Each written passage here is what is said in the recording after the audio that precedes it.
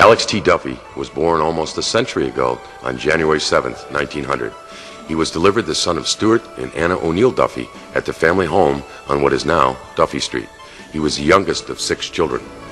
Mr. Duffy, namesake of Watertown's fairgrounds, was president of the Jefferson County Agricultural Society for more than 3 decades. But he was also a sports legend, historian, world-renowned poultry breeder, and stonemason.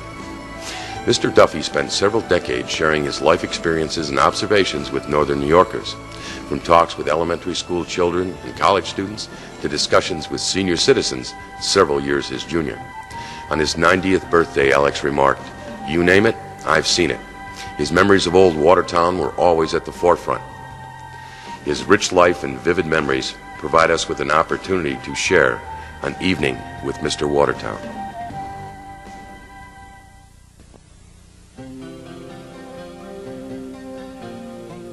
I fell in love with Watertown when I was 15 or 16. My dad took me around to various jobs. I can't explain it to you. But I thought to myself, this is where I'd like to live. I had many chances. Had pretty good prices to go around different places.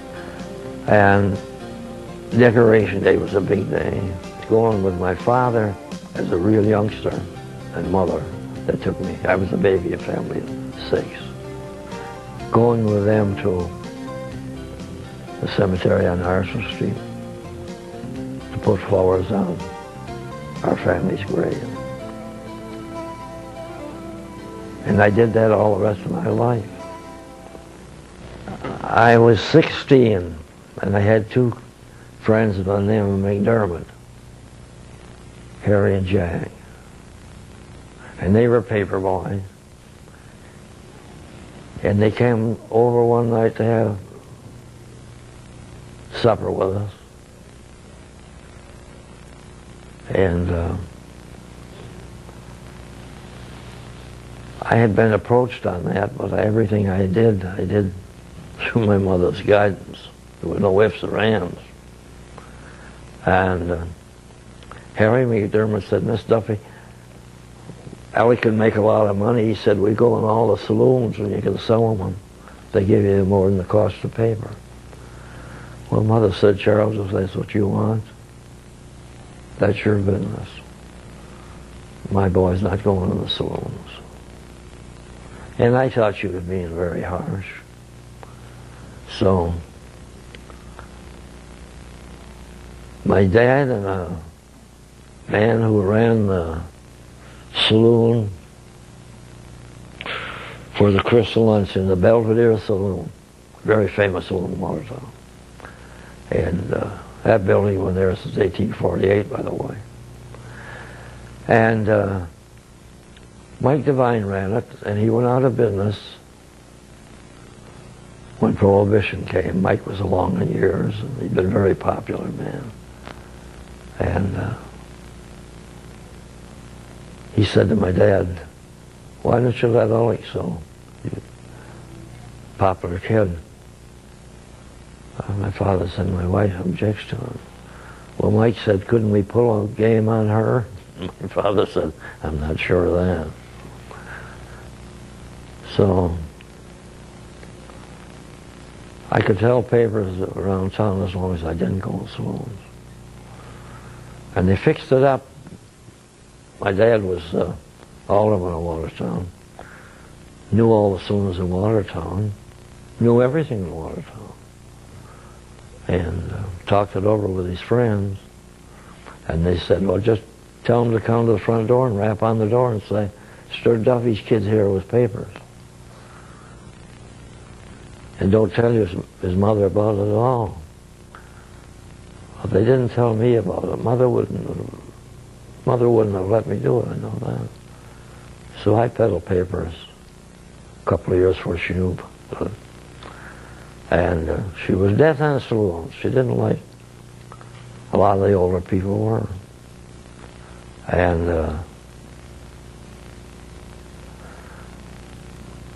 when I did go to the saloons, people all knew me then.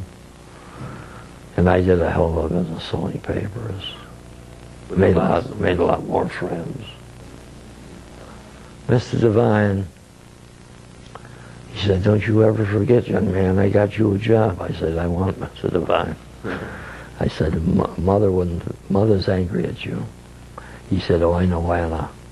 I can talk my way through that one." Mayor Graham called me up and he said, "They tell me you know something about River Street." I said, "Who?" "Who are they?"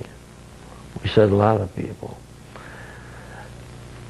I had a friend who later became business manager for the Watertown Daily Times, Gordon Bryant, very close friend. We both went to Moon Street School. And some of his relatives died in Vermont. And his mother and father, Bug he had a sister, Elizabeth, very pretty girl.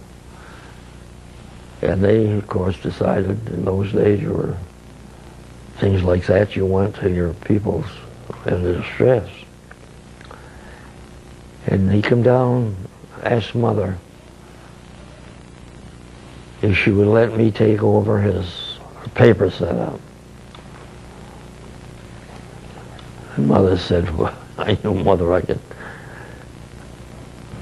see her yet." She said, "Where is the paper room?"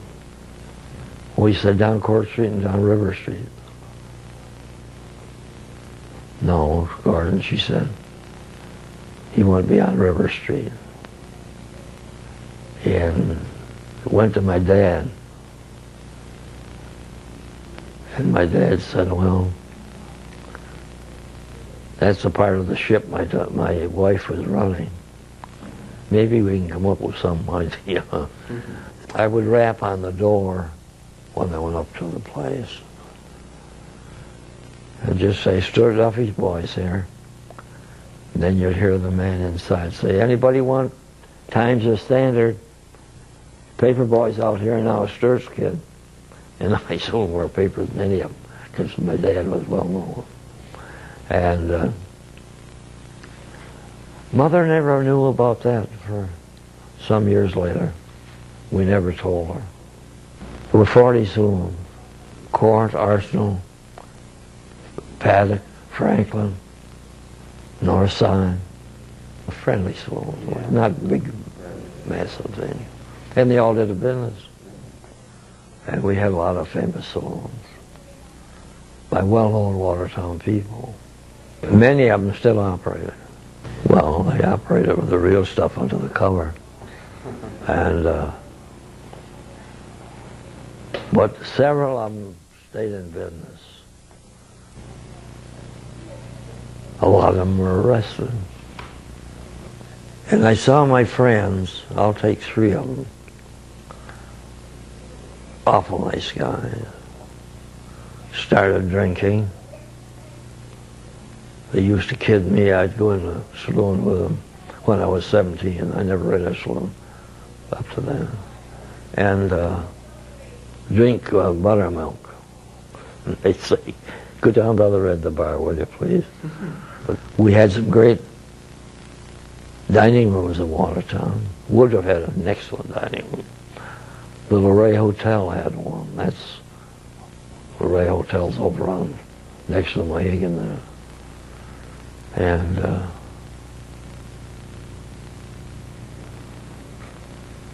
John Felmer had another famous restaurant. And they had followers who went there for meals. When they went out, they went to their friends. And they all did a good business. Going there to dinner with my mother and father when I was probably 12 years old on special occasions. And then later, Mother will always stay home for Thanksgiving.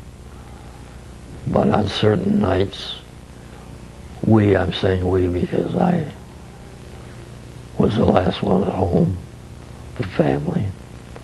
And it was a great thrill. And here's a little, got a fellow up there in Black River, or Carthage. He said, "You ever get around the Woodruff House?" And I said, "Oh yeah." Well, with my mother and dad. He said, "You ever meet the chef?" And I said, "Strangely enough, I did." His name was Frank. I couldn't tell you his other name. Well, he said, "That's my Uncle Frank." Well, I said he was very popular around Watertown. And their meals were publicized very much, and they drew a lot of people, and they were done well. And I said, "Where's Uncle Frank now?" Oh, he said, "He's an old man like you are." I said, "He's an old man like I will be sometime." They said, "He didn't live as long as you." I said, "Who the hell does?" So anyway, there's connections of all around the area with somebody who had done something at the Woodruff House. And they had the famous cigar counter there. We were all terribly shocked, of course. And everybody was glued to their radio. And we had some people, I'm sure, from this area. And again, my memory's kind of playing tricks with me. But it was a terrible thing. It was a terrible thing. Well, the first war, Watertown was booming. Everything was operating fully. We had 3 or 4 munitions plants here in Watertown. Everybody apparently was working.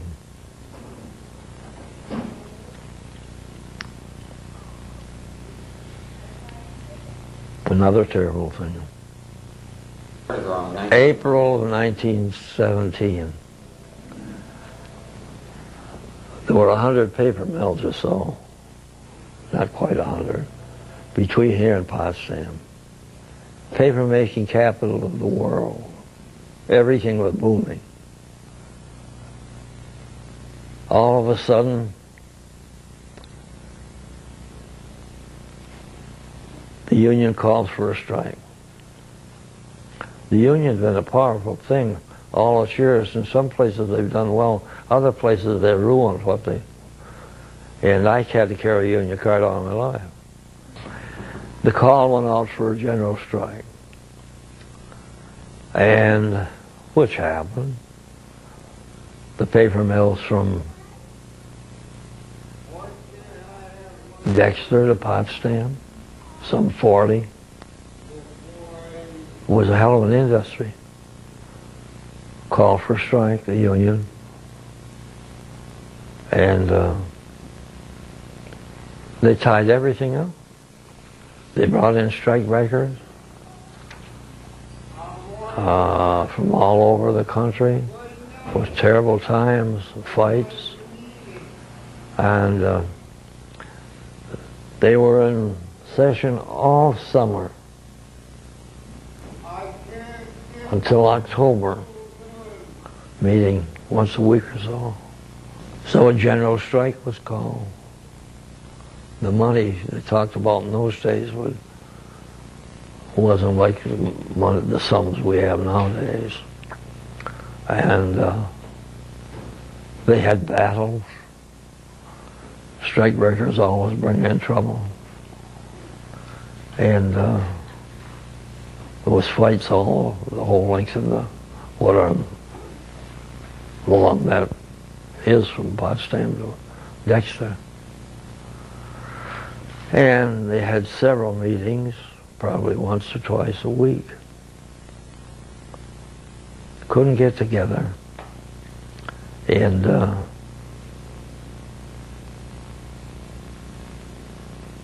finally, in November, that's a long time, almost a whole year by now,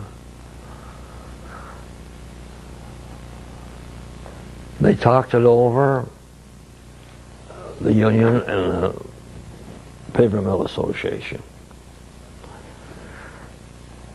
And they offered to come to a compromise raise of 7 cents an hour Well, that idea, of course, was poo-pooed, turned down. Well, the head of the unions, the owners of the mill, decided they had an ultimatum. That was the last talk about giving them a 7 cents an hour raise. So the owner said, gave them all for the, and their ultimatum was either take that or we'll tear the mills down. Well, they poo-pooed that idea. Tearing the mills down. That's just what happened. And these were a lot of hard times. And 8 of the mills moved to Florida. 8. If you were selling, I don't care what you were selling, or a good talker, you could sell it to anybody in the street. And a lot of screwball complications come out of that. But we were on top of the world. Everything was booming. If you wanted to work, and everybody apparently did, you could get a job. The building trade was booming also. They had to get room for more people. People came here to this little city from various parts of the country. We had the shell, we had the brake shop, we had JBYs, had 2 or 3 places making shells. Of course, the air brake was on top of the world with their tremendously large plant. And they ran full head all the time. The closing of the mills, people thrown by the hundreds on welfare, followed a few years later by a terrible depression. It was a terrible thing. One plant would be forced out, and then 3 or 4 would follow.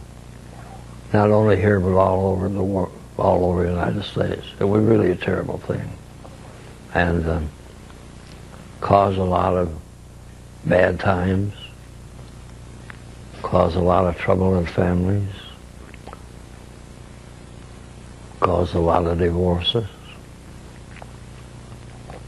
People up to that had been spending beyond their means, thinking that this bubble was going to last for a lifetime.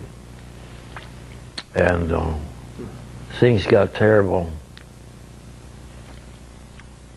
Full-grown men around selling papers when they could sell them at night, here, all over. And caused the breakup of many families, caused the cost of many suicides. It was really a terrible time, with no picture at all of letting up. Many of the smaller mills closed down, were forced to close down.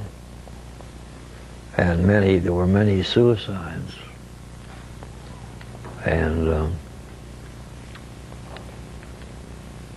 a lot of hard feeling. A lot of hard feeling. Pessimism. Mm-hmm.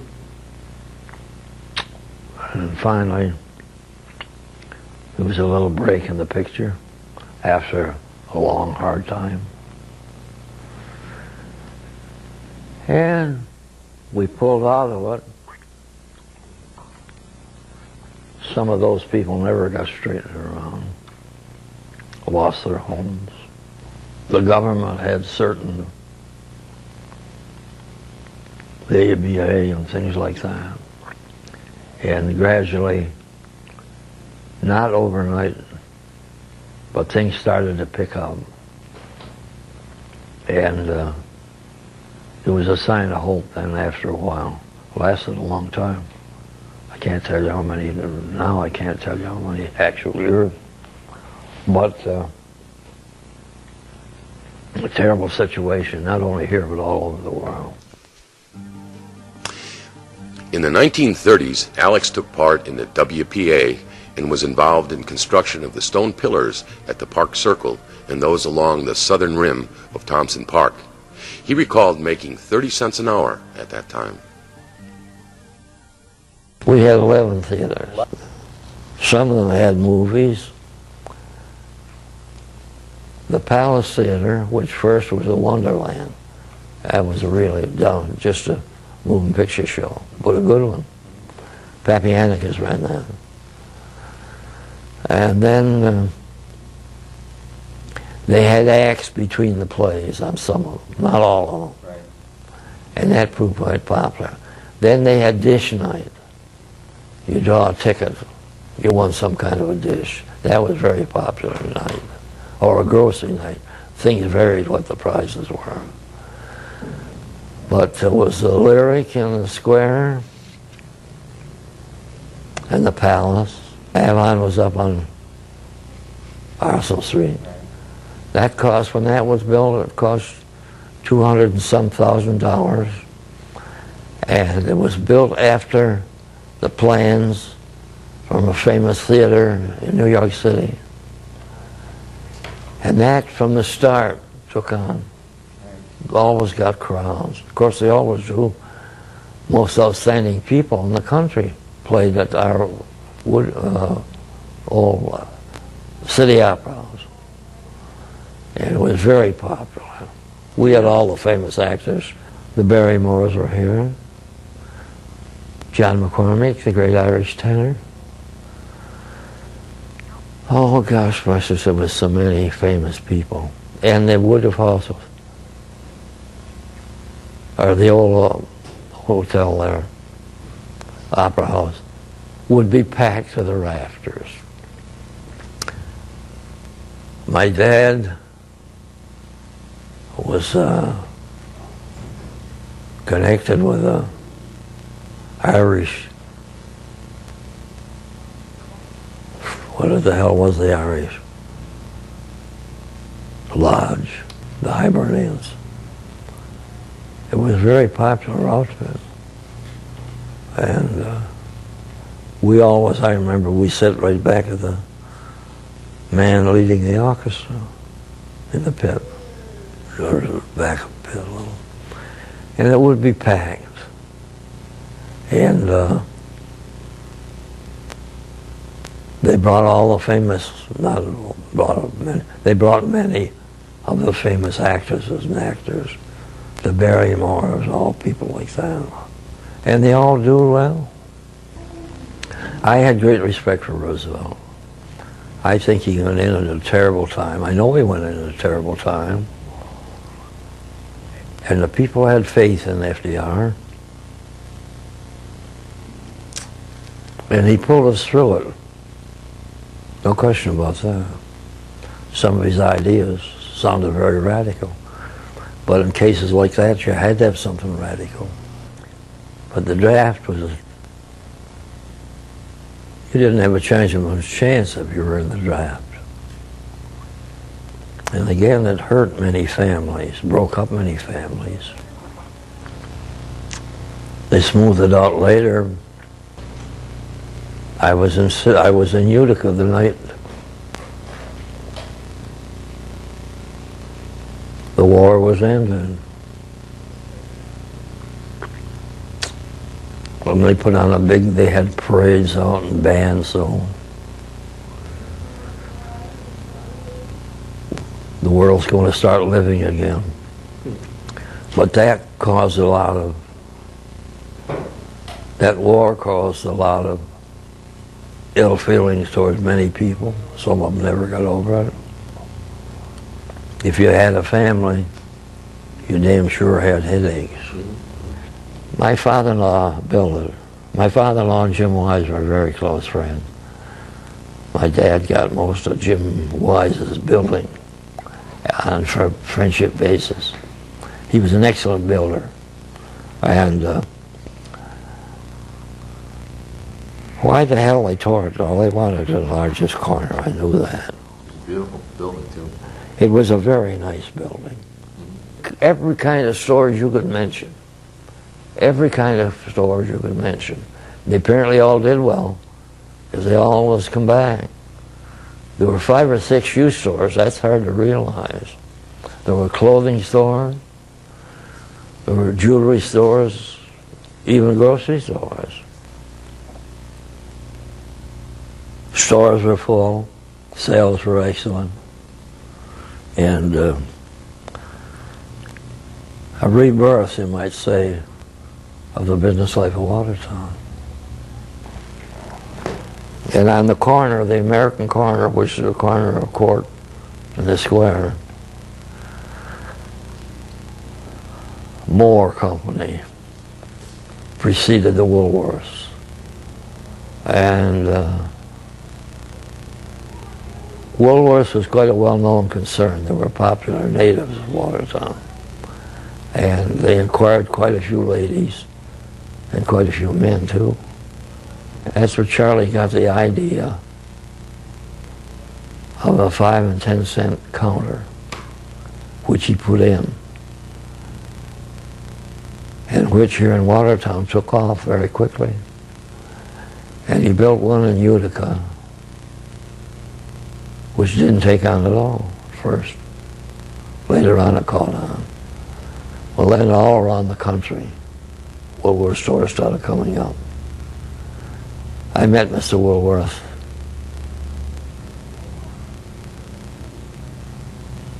I can't even tell you, but I was a grown man. I met him, and I told you he was from Great Bend. And he was here for something. He gave that church up there, Methodist Church, as a present. And they had a get together up there, and I was up there. And I met Frank W. Woolworth. He was a small man, sharp-looking guy, real sharp. Had come from a farm up in Rodman. Got this idea about cheap counter.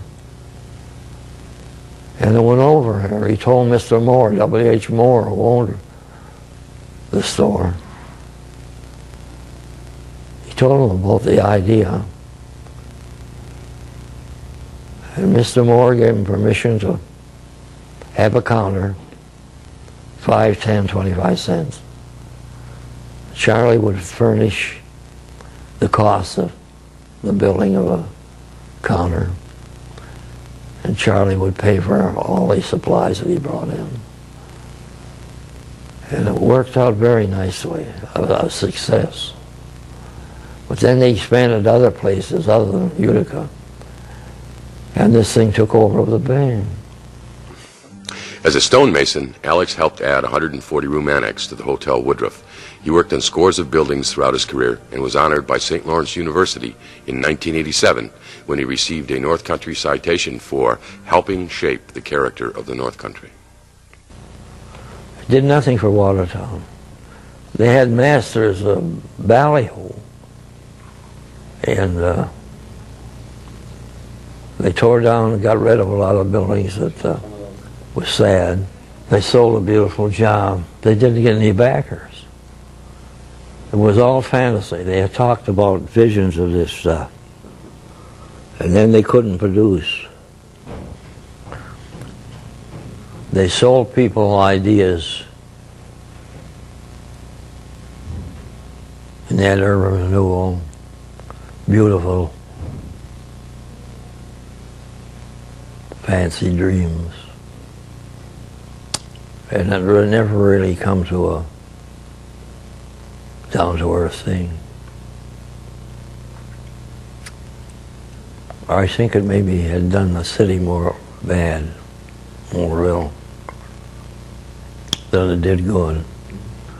I see them here talking about tearing this down and that down. It's easy enough to tear them down. What the hell are you going to put in their place?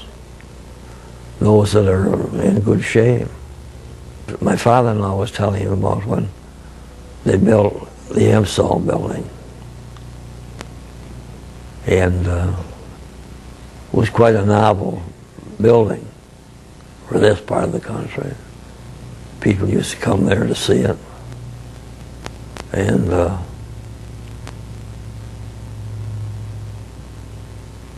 it went for a long time. Well, I guess it's pretty well now. But they handled a lot of people. Apartments were nice apartments, well regulated, and it's been a kind of a backbone for the selling people of the city of Watertown for a long time. After graduating from Canisius College, Alex served an apprenticeship beginning his stonemason career in 1919. He worked on construction of the Court Street Bridge in 1921. It replaced an old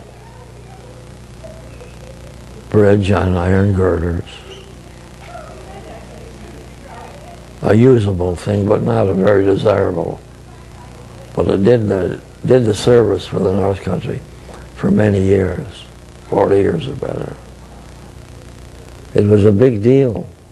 It was a big bridge. Mm-hmm. Now that bridge they just tore down that was replaced by this new one, which is a beautiful bridge. The engineers came and got me to take me down when they were cutting the ribbon. Said, "You've got to have a hand in this."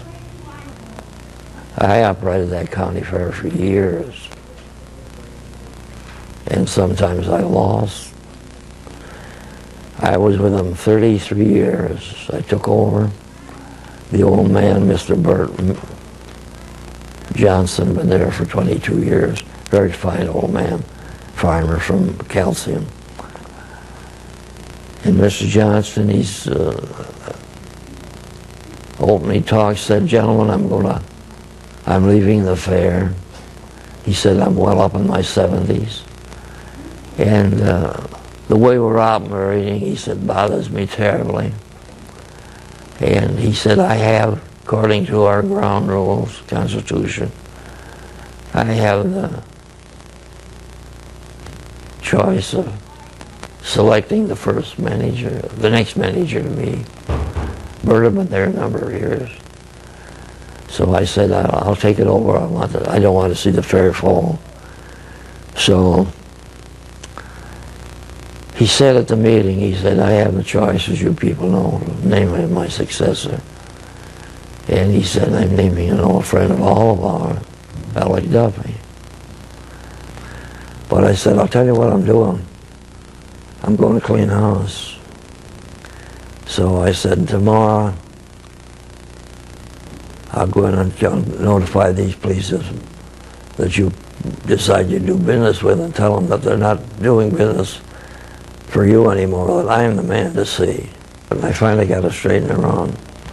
So I owed $8,000 when I took over. And I said, "I just understood. No one writes a check on this fair but Alec Duffy, the president."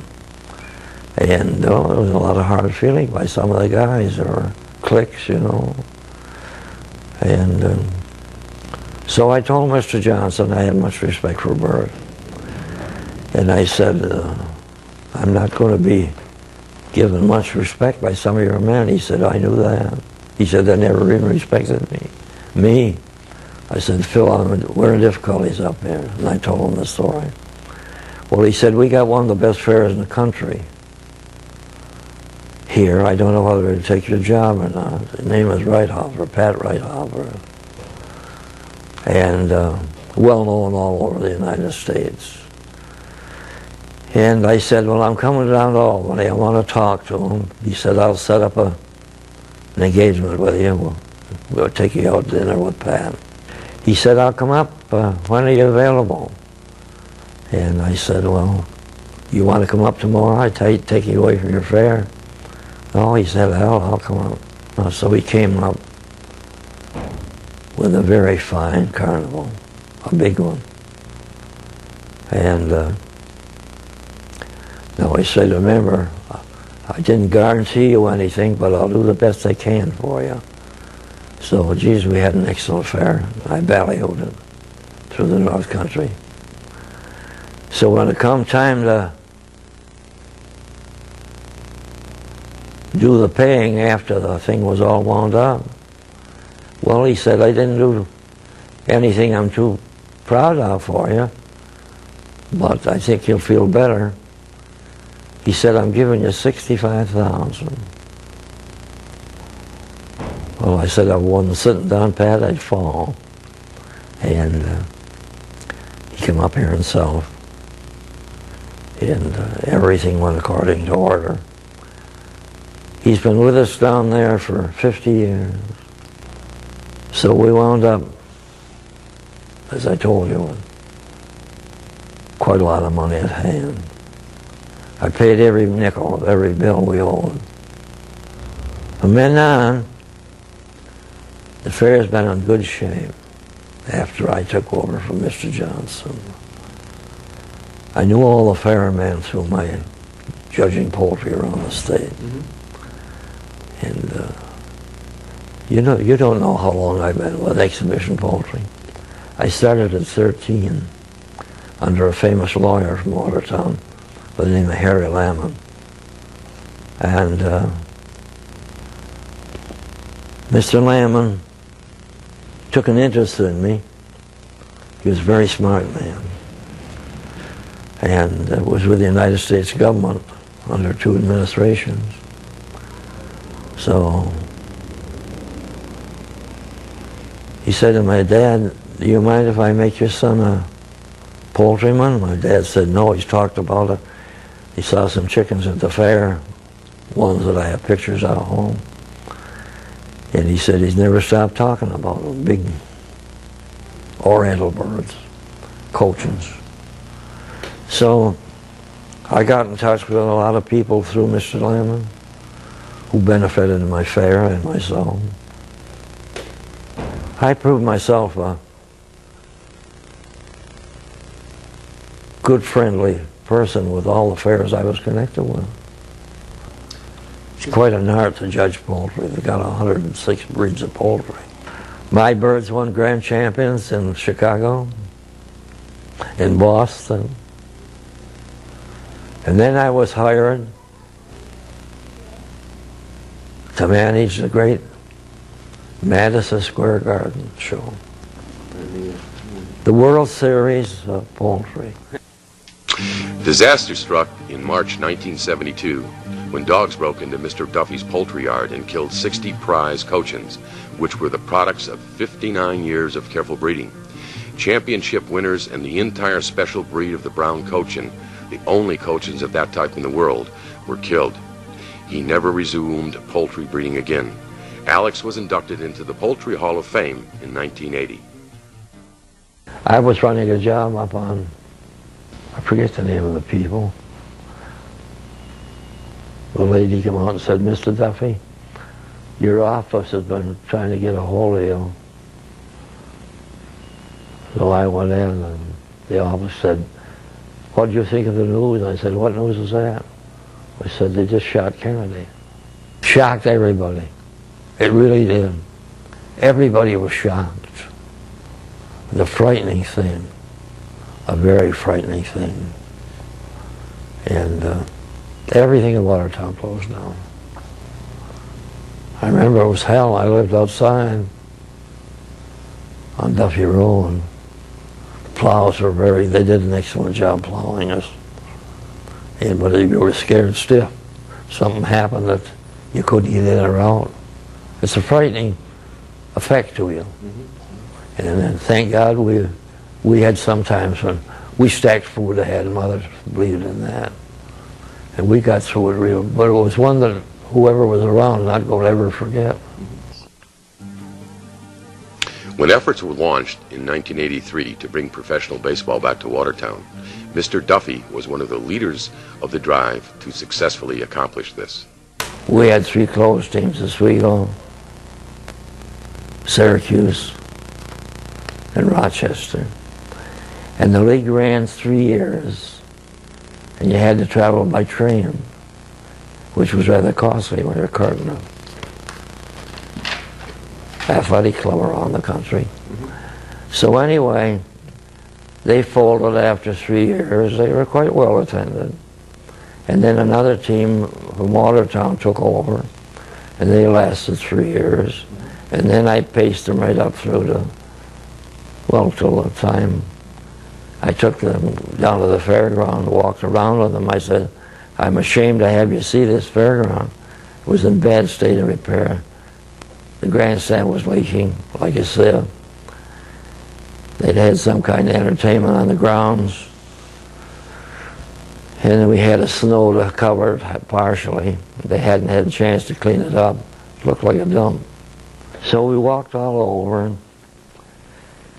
He said, well, we'll take it back with us. And I gave him some pictures I had, some of it similar to these, of that era.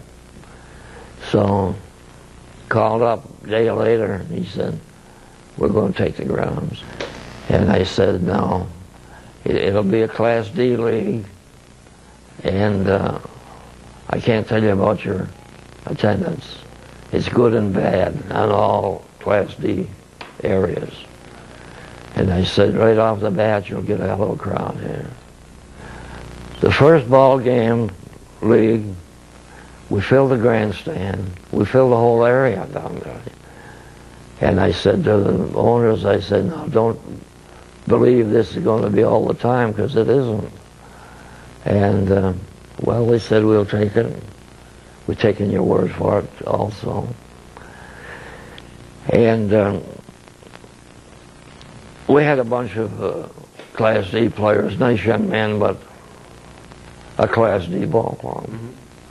And they made a lot of friends in Watertown. It was the poorest baseball club in the whole United States of Class D ball clubs. And the attendance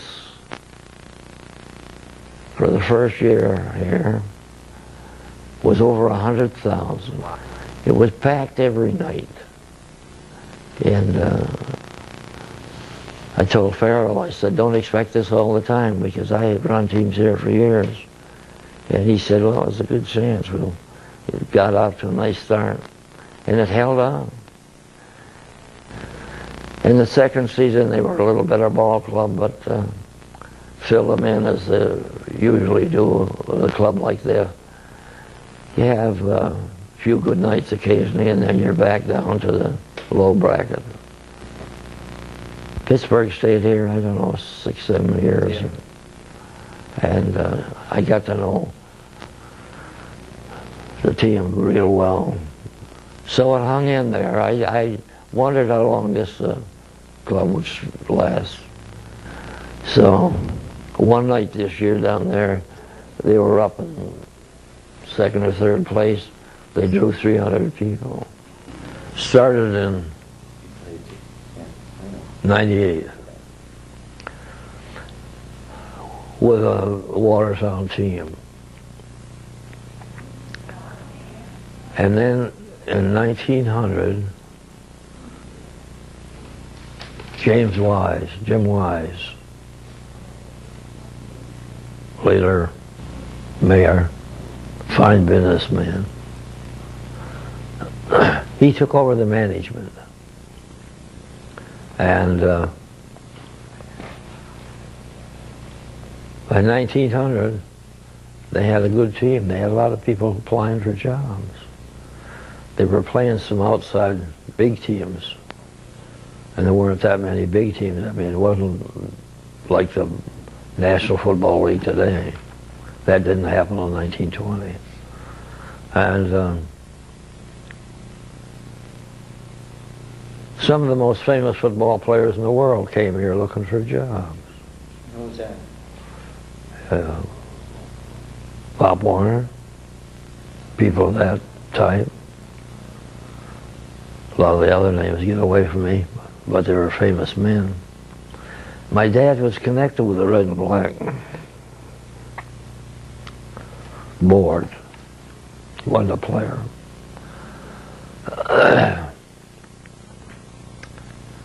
Charlie Smith, well-known local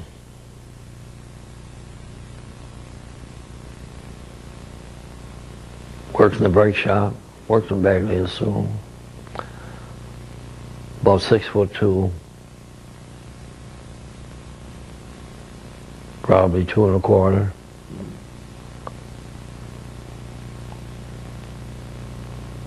Charlie went out for the red and black, or for the Watertown team. Of course, he made it.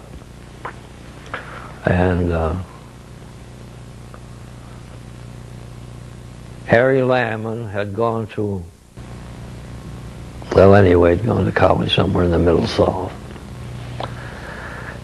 And he graduated and come home, and he went out for the red and black. And he wore his regular football suit that he wore in school, which was red and black. A red stripe about that big, then a black stripe. Very, very flashy. J.B. Wise, John Black Wise, took over the management of the team. The red and black suit that Mr. Lamon was wearing caught everybody's eye. And of course, J.B. was quite a go-getter, one of our good ones. Started with nothing and became a multi-millionaire here in the city. And he loved sports, so he decided to hold an election to see if they could vote on see what color football jerseys they wanted. And of course the crowd fell for the red and black, and that passed. So they started using red and black jerseys. And they became well known all over the sporting world back in the 1900s. They were well known. And they made themselves well known. They beat some of the great teams of the country. I've got a history home. I helped compile a history with the boys. A knowledge I had gained from my father down through then to my own knowledge. And they started playing outside teams with nationally known reputations. And they started beating them. They elected Jim Wise manager of the club. And they brought in men like Pop Warner, men of that type. They started playing New York, Boston, Philadelphia. They won their share of those games, and they won more than their share of other games around the country. And they played at the fairgrounds. And they dressed in the armory. And most of them ran down the fairgrounds. From the armory? These were big, rugged gentlemen. I guess so. And I can remember as a kid, my dad taking me up to see them practice on the upper floor of the city hall. Nice big floor. And so I got to know all the players. I was gung-ho on the red and black. And they were winning all over the country. They played Philadelphia. Used to play them 2 or 3 times. Philadelphia beat them 12-0 at the Garden. And that upset a lot of people. A lot of people bet money on them. They played Philadelphia 2 weeks later at the fairgrounds here. Watertown beat them 22-0. And when they played Boston, they held their own with those big teams. They were hiring the best college football players. Now, they didn't have to go to college. The best football player they could hire, they hired. And they had tremendous crowds. tremendous crowds. It got so strong here in Watertown. During the game, which was held at the fairgrounds, started at 2 o'clock. The stores up in Watertown closed until after the game was over, to not interfere with the people who want to see the game. They were nuts about football. So my dad, when I was 6, 7, I got to know pretty near all those great players. And some of the greatest we've ever had. And they carried on 1920. The National Football League was founded. And Watertown didn't, well, they weren't equipped at that time the way they had been before. So they didn't enter the league. It cost a lot of money to enter the league. Jim Wise was a kind of a short, fat man. Big mustache, gray hair, derby. Everybody wore derbies. And the crowds up here were really unbelievable. Thousands of people. And then it petered off. 1917, I played with a team called the Watertown Juniors. There were 4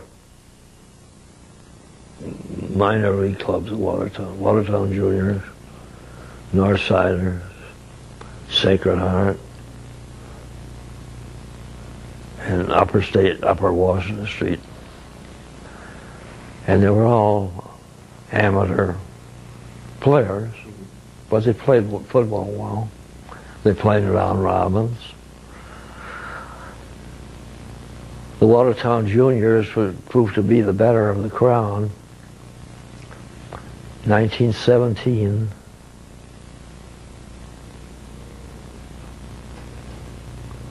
Allie Allen was manager of the Red and Black. They needed a center. So Mr. Allen, who ran a hotel in Alexandria Bay, come see Dad. He knew Dad. And he said, we've lost our center and we're looking for another. He said, we've looked them all over. And he said, Elliot looks like the best bet. May we sign him up?